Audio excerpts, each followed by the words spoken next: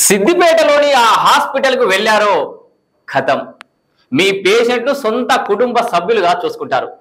ఎంతలా అంటే అత్యవసరమైతే పరిస్థితి విషమించితే వైద్యం వికటించితే మీకు కూడా చెప్పకుండా వేరే హాస్పిటల్ కు తీసుకెళ్లేంత ప్రేమగా బాధ్యతగా. వీరికి ముందు చూపు కూడా ఎక్కువేనండోయ్. పేషెంట్ బ్రతికుండగానే బేరసారాలు అయిపోతాయి. ఆక్సిజన్ మీద ఉండగానే అన్ని వ్యవహారాలు చక్కబడతాయి. ఇంతకీ స్వేచ్ఛ హాస్పిటల్ రేణుకా ఎపిసోడ్ లో ఏం జరిగింది? రేణుక అనే ఆ పేషెంట్ స్వేచ్ఛ హాస్పిటల్ కి వెళ్లే సమయానికి తన కండిషన్ ఎలా ఉంది? నిజంగా తను ఆ హాస్పిటల్ కి వెళ్లే ముందు వేరే హాస్పిటల్ కి వెళ్ళి వచ్చిందా? ఆ ముందు వెళ్లిన దవాఖానా తాలూకు టెస్ట్ రిపోర్ట్స్ తోనే స్వేచ్ఛ హాస్పిటల్ ఆపరేషన్ కి సిద్ధమైందా?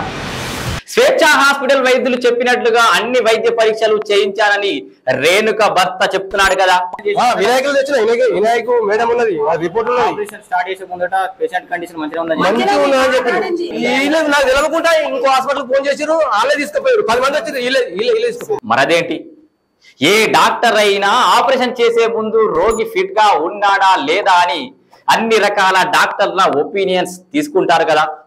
ఈ ఆపరేషన్ ముందు జనరల్ ఫిజిషియన్ గాని కార్డియాలజిస్ట్ గాని ఇలా మరే ఇతర సంబంధిత డాక్టర్లు ఇచ్చిన రిపోర్ట్లు ఏంటి?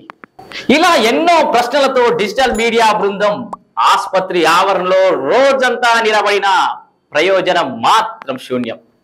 ఎంతకీ ఆ డాక్టర్ రాకపోవడానికి కారణాలేంటి? వాళ్ళ సైడ్ లో ఎలాంటి పొరపాట్లు లేకపోతే అసలు డాక్టర్ బయటికి ఎందుకు రానట్లు? కనీసం వైద్యం చేయడంలో బిజీగా ఉన్నాడా అంటే అది కాదు, వాళ్ళ వల్ల కాకనే వేరే ఆసుపత్రికి తరలించారు. ఇక్కడ మరో పెద్ద ప్రశ్న కూడా ఉంది. అసలు ఆ రోగి సమస్యను డయాగ్నోస్ చేసింది ఎవరు? అది అక్యురేట్ రిజల్టేనా?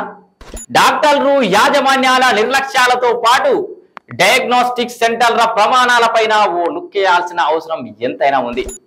మందుల మాఫియా, డయాగ్నోస్టిక్ భూతాల గురించి మరిన్ని వివరాలు మరొక కథనంలో.